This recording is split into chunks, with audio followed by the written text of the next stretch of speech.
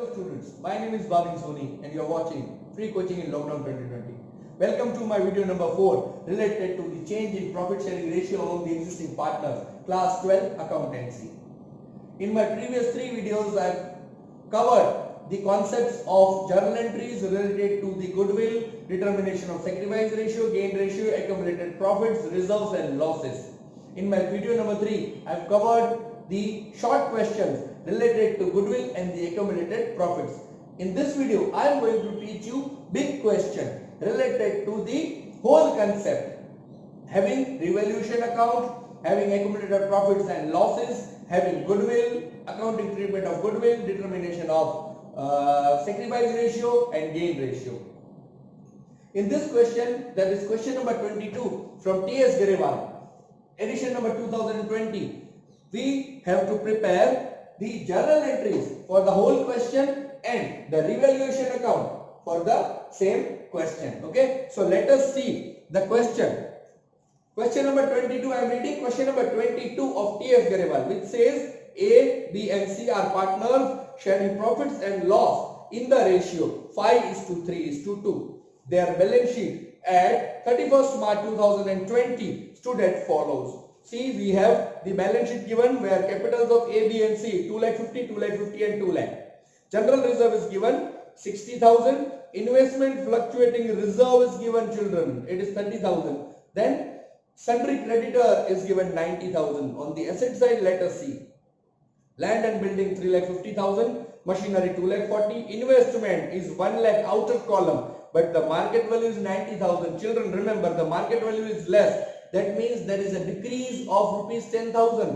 अब देखिए 10,000 rupees decrease हो गई मार्केट वैल्यू, कॉस्ट प्राइस थी उसकी 1 लाख, लेकिन मार्केट वैल्यू अब उसकी है 90,000, यानी 10,000 रुपए हमारी इन्वेस्टमेंट कम हो गई। हमें कुछ नहीं करना है, इन्वेस्टमेंट फ्लक्चुएटेड रिजर्व जो हमारा 30,000 है उसमें से हमें 10,000 उठा लेने हैं। Simple, we have to reduce investment fluctuating reserve by 10,000। Okay, वो मैं जब जर्नल एंट्री सिखाऊंगा तब आपको बताऊंगा। Sundry debtors दी हुए 50,000, cash in hand 10,000, cash at bank 55,000 and advertisement suspense 5,000, fictitious asset दिया हुआ है यहाँ पर, that is deferred revenue expenditure दिया हुआ है यहाँ पर 5,000. Now let us see the adjustments. They decided to share future profits equally. बच्चों, future profit and loss equally है. Old ratio was 5:3:2 था, अब new ratio 1:1:1 है. They have also agreed that value of land and building is to be decreased by 5%. 5% हमको value of land and building कम कर देना है. Value of machinery be increased by 5%. Machinery की value हमें बढ़ा देनी है. Provision for doubtful debt be created 5% on sundry debtors. Debtors पर हमें 5% provision create करना है. Motorcycle valued at 20,000 was unrecorded and now it is to be recorded. यानी 20,000 की जो मोटरसाइकिल थी वो अनरिकॉर्डेड थी, अब हमें रिकॉर्ड करना है। आपको क्या पास करनी है? एंट्री अनरिकॉर्डेड एसेट की जर्नल एंट्री पास करनी है। Then out of the sundry creditors 10,000 is not payable, यानी सन्ड्री क्रेडिटर्स हमारे कम हो गए हैं, hence it is to be return back. Goodwill is to be valued at 2 years purchase of last 3 years, average profit, that profit is being 50,000 loss दिया हुआ है पहले साल का, 2,50,000 प्रॉफिट दिया हुआ है और 80 दिस इज करंट ईयर 2020 का 50,000 लॉस है, 2019 का 2,50,000 है प्रॉफिट और 2018 का भी 2,50,000 प्रॉफिट है। C was to carry out the work of reconstitution for the firm at a remuneration including expense 5,000. Expenses came rupees 3,000. खर्चा कितना है? 3,000 रुपए, लेकिन रेम्यूनरेशन हमें C को कितना देना है? 5,000 देना है। तो pass the journal entry and prepare the revaluation account. So let us start with the question. I am one by one I am passing the journal entries. Children, first you need to start with all the reserves. Reserves वाली जो भी entries है उसको आपको पहले distribute कर देना है। तो I am starting with the reserves. सबसे पहले हमारे पास है जनरल रिजर्व 60,000. ओके, तो सबसे पहले जैसे आप क्वेश्चन रीड कर रहे हैं आपको रिजर्व्स पर टिक मार्क कर देना है। Okay, so I am distributing the reserve. Reserve पहला है 60,000 रुपीस का जनरल रिजर्व। तो जनरल रिजर्व ऐसे बेसिकली क्रेडिट होता है, हम उसको डेबिट करेंगे, डिस्ट्रीब्यूट करेंगे। General reserve account debit to partners का नाम है हमारा A B and C. To A capital account, to B is capital account and to C is capital account. General reserve हमारा है अमाउंट 60,000 की जनरल रिजर्व की हमारी अमाउंट है और हमें ओल्ड रेशियो में, बच्चों यहां पे मैं ओल्ड रेशियो लिख रहा हूं और न्यू रेशियो भी लिख रहा हूं। ओल्ड रेशियो हमारा है 5:3:2, 5:3:2 और न्यू रेशियो 1:1:1। ये हमें हमारे आंसर शीट के ऊपर या नोटबुक के सबसे टॉप ऑफ द मार्जिन हमें लिख लेना है ताकि ये हमें याद रहे। तो हम रिजर्व को डिस्ट्रीब्यूट करेंगे, जो होगा हमारा 30,000, 18,000 एंड 12,000। ये हो गया हमारा जनरल रिजर्व डिस्ट्रीब्यूट। अब दूसरा रिजर्व हमें देखना है एसेट साइड। फिक्टिशियस एसेट दिया हुआ है, डिफर्ड रेवेन्यू एक्सपेंडिचर दिया हुआ है हमारे पास, जो है एडवर्टाइजमेंट सस्पेंस अकाउंट 5,000, जो हमारा डेबिट होता है हम उसे क्रेडिट करेंगे। क्रेडिट करेंगे तो डेबिट करेंगे A's capital account, debit, B's capital account, debit, C's capital account, debit, to advertisement suspense account. Advertisement suspense account हमारा है 5,000 रुपए, 5,000। उसको हम डिस्ट्रीब्यूट करेंगे 5:3:2 में, जो बनता है हमारा 2,500, 1,500 एंड 1,000। ये हो गया हमारा एडवर्टीजमेंट सस्पेंस अकाउंट डिस्ट्रीब्यूट। अब थर्ड रिजर्व हमारा जो दिया हुआ है इस क्वेश्चन में वो है investment fluctuating reserve.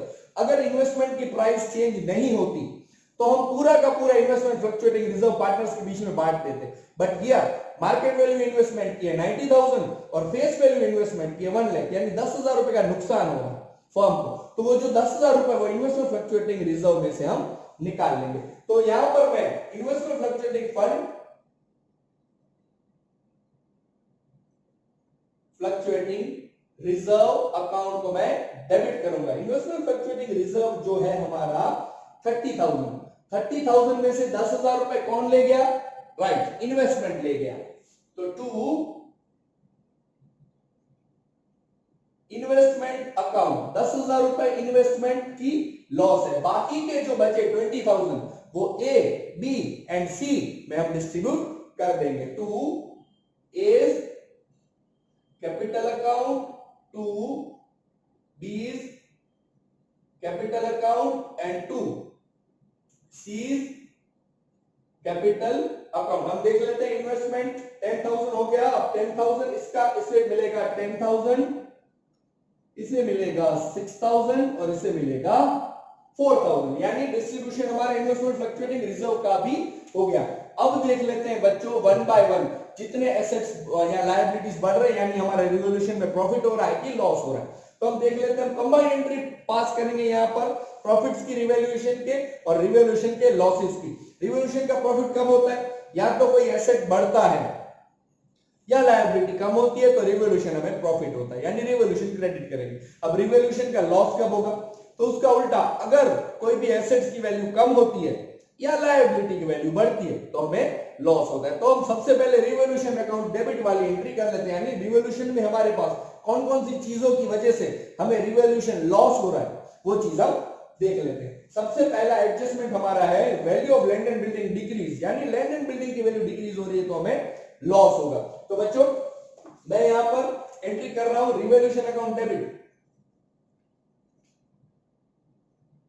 Account debit. आप सिंगल एंट्री भी पास कर सकते हैं, जैसे revolution account debit to land and building, एक एंट्री पास कर दी, फिर दूसरी एंट्री पास की, फिर तीसरी एंट्री पास की, but it will consume more time.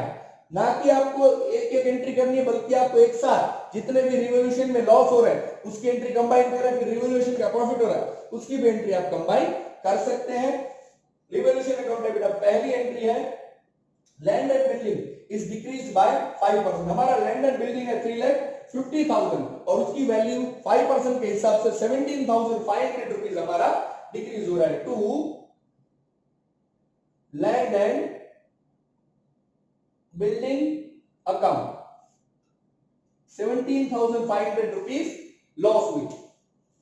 अब देख लेते हैं value of machinery is increase by 5%, यानी यहां पर हमें प्रॉफिट हो रहा है तो हम वो बाद में एंट्री करेंगे। Then Provision for doubtful debt is to be created 5% on sundry debtors. Sundry debtors में 5% provision हमें create करना है, उससे हमारा loss होगा. 50,000 के sundry debtors है और 5% के हिसाब से 2,500 होता है. तो 2 provision for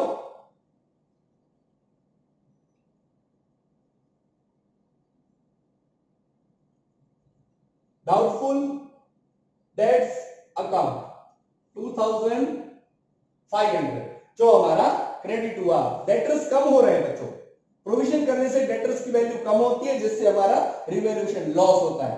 ओके, अब तीसरी चीज हम देख लेते हैं जिससे रिवैल्यूएशन का लॉस होगा, वो है last entry. C was to carry out the work for reconstitution of the firm at a remuneration including all the expenses of 5,000.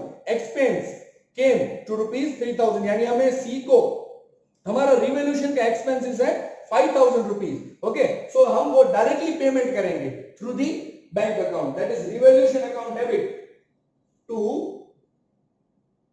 Bank account. 5,000 rupees गिनेंगे बच्चों क्योंकि हमारी पेमेंट 5,000 रुपीज हुई है, ना कि 3,000 रुपीज. एक्चुअल 3,000 रुपीज एक्सपेंस है, लेकिन हमारी पेमेंट हुई है फॉर्म से 5,000 रुपीज.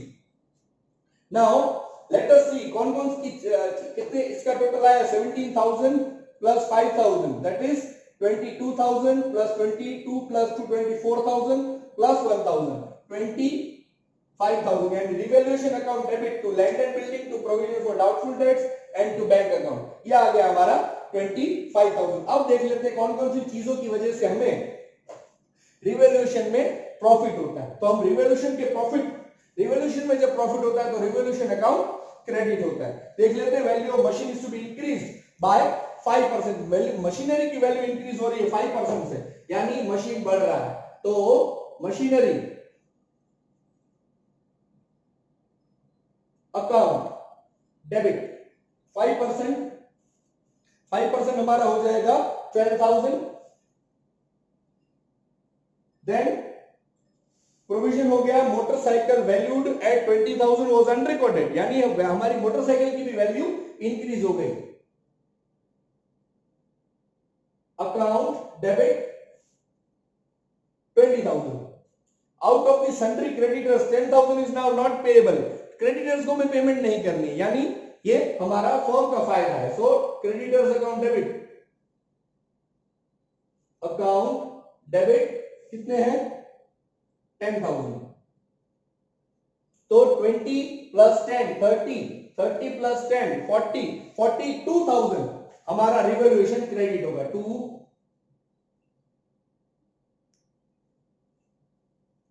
अकाउंट 42,000. यानी इन तीन चीजों की वजह से हमें फर्म में लॉस हो रहा है और इन तीन चीजों की वजह से हमें फर्म में प्रॉफिट हो रहा है. अगर लॉस हो रहा है तो रिवैल्यूएशन डेबिट होगा और प्रॉफिट हो रहा है तो रिवैल्यूएशन क्रेडिट होगा. Now let us find the value of the goodwill. Working note में हम लोग देख लेते हैं. एवरेज प्रॉफिट निकालता हूं मैं पहले. एवरेज प्रॉफिट हमारा पहला है लॉस है हमारा 50,000 का. ओके, सबसे पहले अगर हम बात करें 2018 की तो हमारे पास है 2,50,000. 2019 की बात करें अगर हम तो भी हमारे पास प्रॉफिट है 2,50,000. और 2020 की बात करें तो लॉस एक्चुअल में हमारे पास 2020 के अंदर सिर्फ लॉस ही है. ओके, सो इस अकाउंटिंग में भी हमें दिया हुआ है कि 2020 में लॉस है और हमारी एक्चुअल लाइफ में भी इस साल हमारे पास लॉस ही है. सो 50,000 का लॉस दिया हुआ है तो इसका टोटल प्रॉफिट हो जाएगा 4,50,000. अब इसका एवरेज प्रॉफिट निकालते हैं. Average profit is equal to 4,50,000 divided by number of years that is 3. हमारे पास आया 1,50,000 एवरेज प्रॉफिट है. अब हम गुडविल निकालते हैं. Goodwill is average profit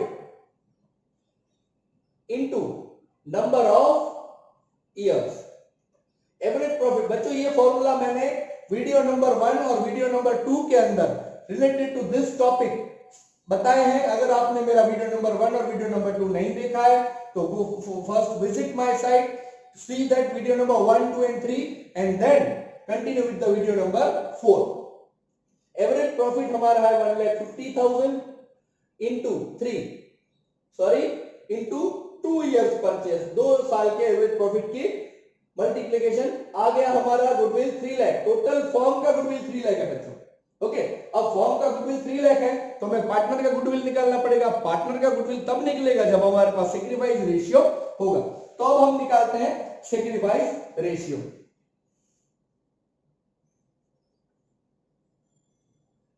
old minus new, हमारे पास 3 पार्टनर्स हैं। ए का सैक्रिफाइस देख लेते हैं। Old is 5/10 minus new is 1/3, LCM लेंगे 30,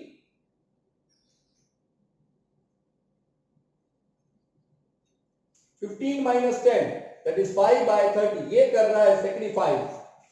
बी देख लेते हैं 3/10 माइनस 1/3 इंटू 10 इंटू 3, यानी 3 3s are 9 माइनस 10 माइनस 1/30। बच्चों सिंपल चीज है, ये प्लस पाई है, ये -1 आया, बचा क्या -4, यानी सी जो गेन करेगा और वो -4/30 गेन करेगा। Let us see 2/10 minus 1/3 into 10 into 10 into 3 into 3, 3 to the 6, 6 minus 10 आ गया -4/30। ये भी गेन कर रहा है, ये भी गेन कर रहा है, यानी गुडविल में हमारे पास सैक्रिफाइस रेशियो क्या है 5/30। तो 5/30 निकालेंगे हम 3 लाख रुपीस का 5/30 इज गुडविल। ए की गुडविल, ए को कितनी गुडविल मिलेगी 3 lakh into 5/30, that is 50,000 rupees हमारी गुडविल आ गई। 50,000 रुपीज हमारी गुडविल आ गई है। Let us now distribute the goodwill. Now let us see B and C, अगर ये गुडविल ए को मिल रही है तो देगा कौन, बी और सी दोनों मिलकर ए को गुडविल देंगे, यानी बी और सी का रेशियो क्या बनता है 1:4। दिख रहा है आपको, दोनों नेगेटिव साइन वाले हमें रेशियो निकालने हैं। हमें 5:1:4 नहीं लिखना है, बिकॉज 5 है वो प्लस में है और बी और सी का रेशियो जो 1 है और 4 है वो दोनों माइनस में, यानी हमारा इसमें सैक्रिफाइस रेशियो नहीं बनेगा, इसमें हमारा गेन रेशियो बनेगा जो कि 1:4 होगा।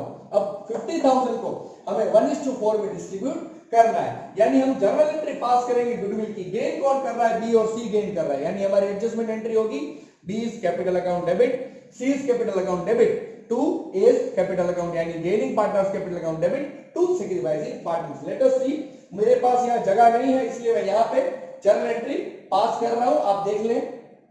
हमारा है B is capital account debit, C is capital account debit to A's capital account. अब सिंपल चीज है, 50,000 को हमें कौन से रेशियो में बांटना है 1:4, तो 10,000 और 40,000। तो बी देगा 10,000, सी देगा 40,000 और ए को मिलेंगे 50,000। तो ये हमारी जर्नल एंट्री हो गई गुडविल की। बच्चों अब हम रिवैल्यूएशन का प्रॉफिट या लॉस ढूंढते हैं, तो आइए उसके पहले हम लोग रिवैल्यूएशन अकाउंट बना लेते हैं, उसमें से हम प्रॉफिट और लॉस ढूंढ लेंगे। इस क्वेश्चन में हमें बताया गया है कि you have to pass journal entries and also prepare the revaluation account. तो देख लेते हैं, सिंपल चीज, रिवैल्यूएशन अकाउंट डेबिट हुआ बच्चों, यहां पर दिख रहा है आपको revaluation account debit. Lecture posting of class 11 क्या करते थे हम, रिवैल्यूएशन अकाउंट में debit side to land and building account, कितने रुपए 17,500। Then provision for doubtful debt, 2 provision for doubtful debt account amount is 2,500. Then 2 bank account, revaluation में हमारी payment हुई है एक रेम्यूनरेशन, that is 5,000। अब क्रेडिट हुआ है रिवैल्यूएशन अकाउंट यहां पर, तो हम क्रेडिट साइड पकड़ लेते हैं। By machinery account amount is 12,000, by motorcycle account 20,000, by creditors account 10,000। अब बच्चों देखना यह है कि इस तरफ हमारे 25,000 रुपीज है और यहां पर हमारे 42,000 रुपीज है, यानी क्रेडिट साइड हमारा ज्यादा है। क्रेडिट साइड यानी फायदे वाली साइड हमारी ज्यादा है, हम उसको हमारे नुकसान वाली साइड से माइनस करेंगे तो हमारा प्रॉफिट आएगा, that is 42,000 minus 25,000 comes to 17,000. 25,000 sorry 40,000 minus 25 that is 15 और ये 42 है यानी 15 plus 2 17,000 हमारा प्रॉफिट आया, उसे हम पार्टनर्स कैपिटल में डिस्ट्रीब्यूट कर देंगे to partners capital account A B and C. जो हमारा 17,000 टोटल प्रॉफिट आ रहा है उसे हम डिस्ट्रीब्यूट करेंगे ओल्ड रेशियो में, यानी 8,500, 5,100 एंड 3,400। चेक कर लेते हैं, 4 plus 1 5 plus 5 10, carry up 1 8 9 10 11 12 13 14 plus 3 17,000 total आ रहा है। ओके, नाउ इसकी एंट्री हमें पास करनी जरूरी है। रिवैल्यूएशन अकाउंट डेबिट साइड आया टू पार्टनर्स कैपिटल, तो जनरल एंट्री होगी revaluation account debit to A's capital account, to B's capital account and to C's capital account. 17,000 हमारा प्रॉफिट है रिवैल्यूएशन का। ए कैपिटल में हम आएंगे 8,500, 5,100 एंड 3,400। तो ये बन गया हमारा रिवैल्यूएशन अकाउंट जिसका हमें टोटल लिखना है 42,000। बच्चों ये छोटी छोटी मिस्टेक्स ना करें, आप टोटल जरूर लिखें, डेबिट क्रेडिट लिखें, इससे आपके बोर्ड के अंदर मार्क्स स्कोर करने के इजी बन जाते हैं। तो this was our calculation of average profit, this was our calculation of finding out the value of goodwill, distribution of goodwill। ये हमारी थी जर्नल एंट्री इसका पोर्शन और ये हमारा था रिवैल्यूएशन अकाउंट। ये क्वेश्चन नंबर 22 है फ्रॉम टीएस ग्रेवाल 2020। अगर आपको ये वीडियो अच्छा लगा है तो उसको आप लाइक करें और अपने फ्रेंड्स के साथ शेयर करें। अगर आपने मेरा चैनल सब्सक्राइब नहीं किया है तो kindly subscribe the channel for more upcoming videos similar to the concept. Thank you.